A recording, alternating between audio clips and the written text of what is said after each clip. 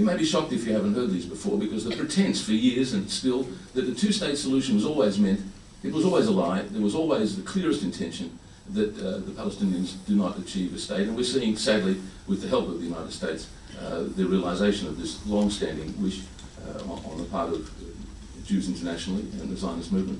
I keep reading just because it's so shocking. But Ben-Gurion says, "I do not see partition as the final solution of the Palestinian question. Those who reject partition are right in their claim that this country cannot be partitioned because it constitutes one unit, not only from a historical point of view, but from that of nature and economy."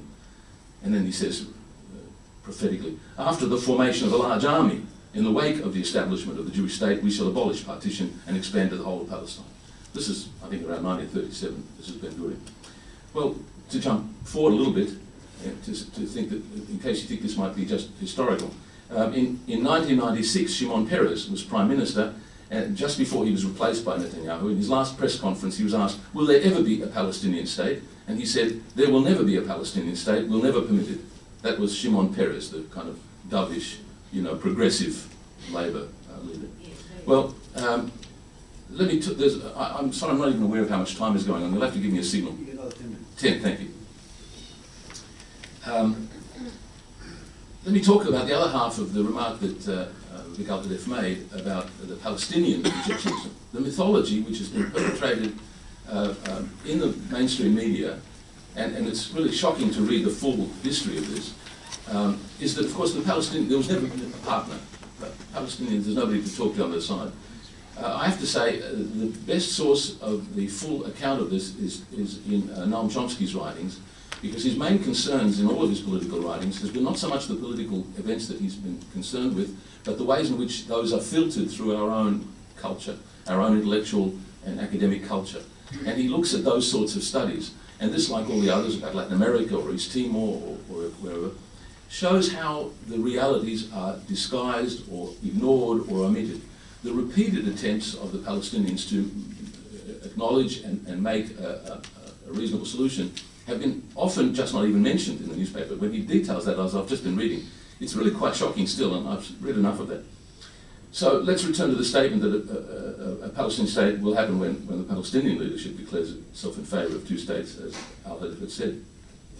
Again, the Israeli leaders were more candid. Ben-Gurion said, and again this is very revealing, he says, "If I were an Arab leader, I would never sign an agreement with Israel. It's normal, we've taken their country." And he goes on to explain that we've come and we've stolen their country, why would they accept that? But in fact they did.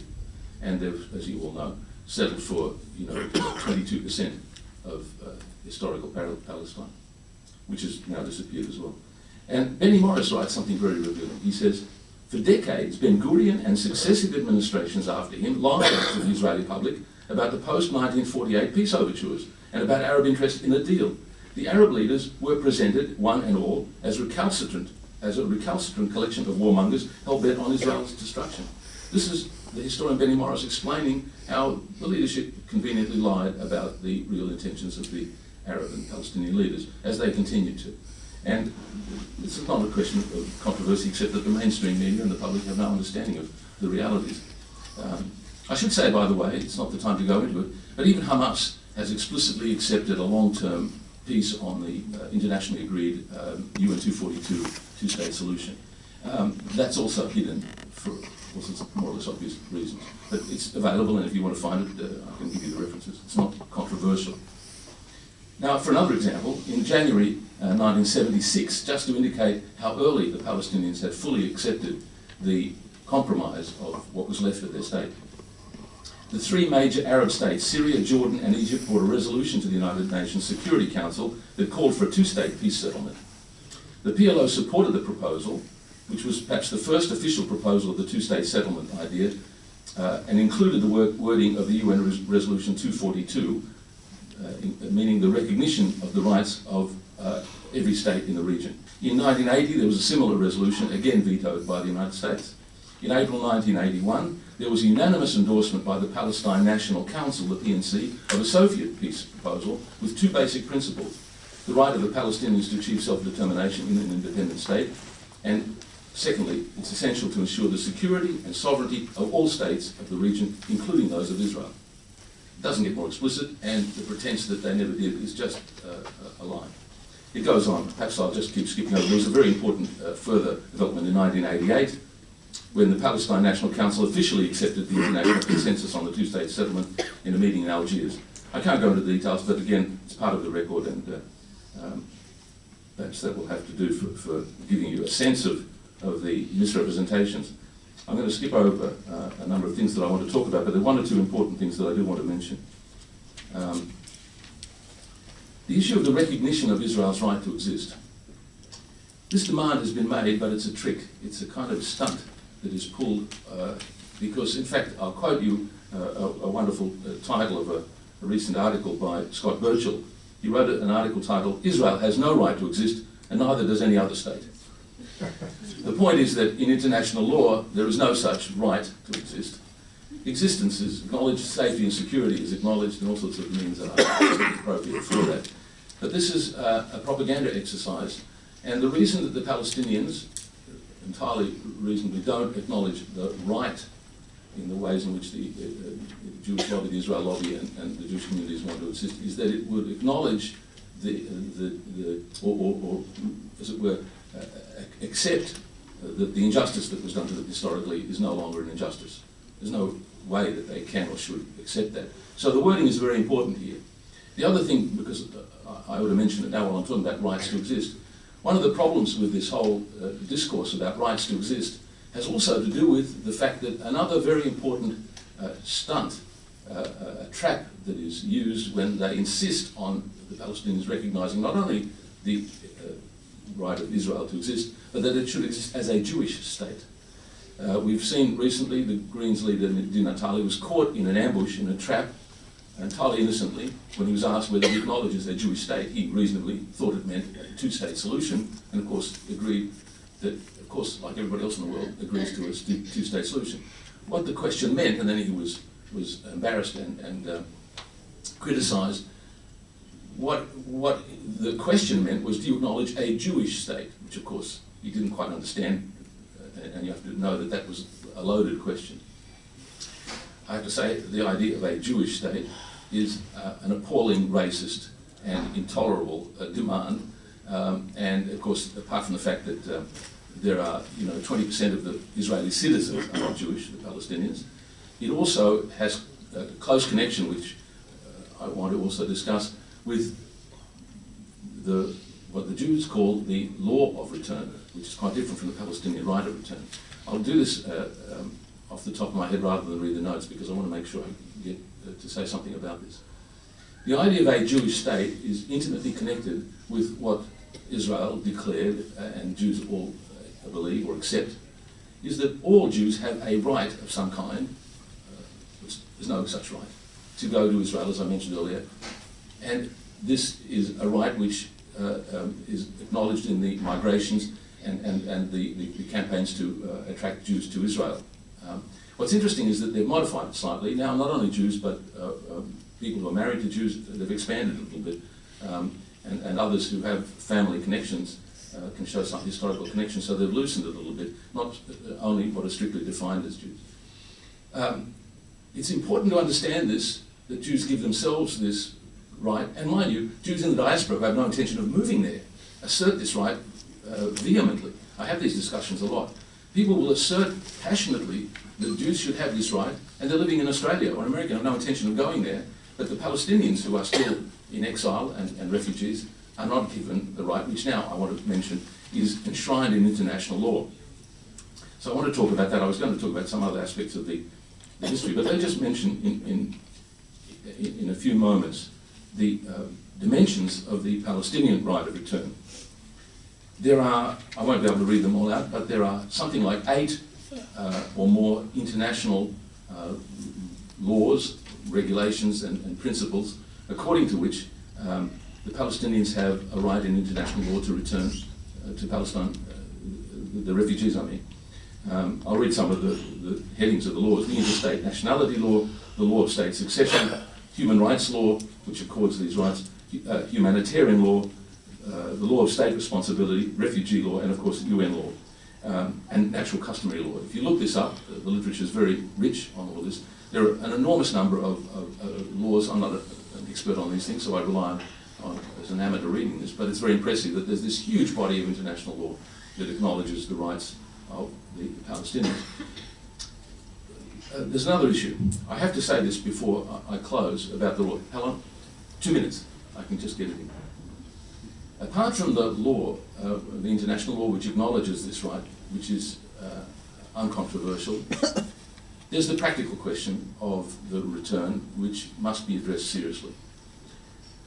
Jewish leaders and the Israelis are in complete panic over this. They describe this, to use the kind of language that Stuart was drawing attention to, they describe this as destroying Israel if the Palestinians would be given their international rights. They even, in the New York Times recently, referred to it as the demographic death warrant, if you want another example of Orwellian language. They use this cataclysmic, apocalyptic language to describe the destruction of Israel as if it's a physical destruction. What they mean is that the euphemism, demographic, refers to the fact that there'll be too many Arabs. That's just pure racism. But the practical question is not a trivial one. I don't know, I've looked at around a bit and I have some figures on how many Palestinians would wish to return. I don't know how reliable the facts are. It's not very many out of the large number who count as refugees. There's also a question about whether the actual people who are expelled, they've now diminished in number. I think I've got the figures here. I think they're down to now about 30 to 50,000. The original number, of course, was 750,000, but now there are living perhaps only 30,000 or 50,000. There's a question about the descendants, but the real question is how to manage in a practical sense the realities of a return, which is one of the central planks, of course, of the boycott movement. There are things to be said about that. Chomsky, for example, expresses concern, which I'll just mention. He says that you can't, while he acknowledges the right, that has to be acknowledged, and one can't start off the way the Israel lobby does by simply denying a right in international law. One has to take seriously the practical question and compensation and so on. So there's lots of discussions to be had about how to implement such a law in appropriate ways, rather than just simply outright denying it. I'm trying to think before I close whether I should mention one other issue. I'll close just on the appeal to recognise that the difficulty that we have, as I mentioned when I started, was that the facts are not controversial. With the slightest amount of research, you can simply find out what the histories are. And perhaps I can put it this way: when I've had debates, as I have rather often now with Jewish people who still wish to speak about it with me, one of the ways to capture the difficulty is the following. I had an ongoing attempt to have these conversations with one Jewish guy who's a sophisticated man, academically trained and a former diplomat. And at one point I had to say to him, our difficulty in having this conversation, with all the goodwill in the world, is that we're on different planets. One of us is completely wrong about everything. That tells you how difficult it is to have the conversation in the light of the ongoing language and political and cultural obstacles that are in the face of what I think, after all, unlike Syria and elsewhere, this is eminently solvable. The occupation should end and the Palestinians should be given their rights. Thank you.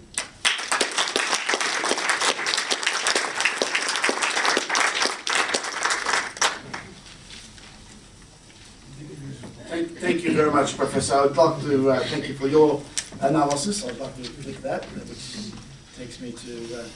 I should have clicked earlier. But I want to thank you for your analysis, and of course want to acknowledge the fact that Professor Peter Slezak is of Jewish heritage, and a lot of members of the Australian Arabic community do not know that there are many of the stands that Peter Slezak takes within our Australian community. So I want to thank Peter Slezak and the Australian Jewish community who take the stance of standing with the Palestinian people. So thank you very much.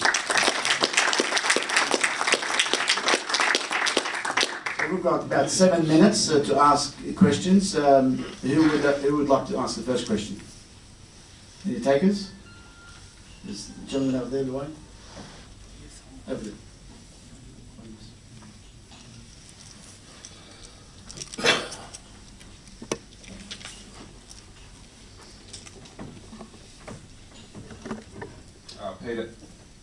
Peter, you mentioned the Greens leader Richard Di Natale, and how you sort of suggested that he was spooked into that line of questioning. But I in fact think that he took it upon himself to, well, he accepted the framing of the Zionists in that argument by them turning the onus on the Palestinians to accept the right of it, whether it was a Jewish state or Israeli state. So I guess I'm just making a comment on the insidiousness of Zionists in the way they frame debates. And I guess it's in line with what you're saying. I wonder if you agree with that. Look, I do agree. Thank you for that. I'm simply repeating what I said, that it wasn't just a local mistake on the part of the questioner. I was trying to indicate that this rhetorical trap and the trick of talking on the one hand of the existence of the state and the existence of it as a Jewish state, Netanyahu pulled this trick out in the middle of negotiations at one point. It's a way of saying that, look, the Palestinians are the recalcitrant ones. You see, they're not accepting our existence, or however you want to describe it. It's a way of saying that they're the ones who are not the partners for peace. And it's reasonably transparent, but it's amazing how successful it is. So, yes, that's right. Thank you. One more question, the gentleman back there.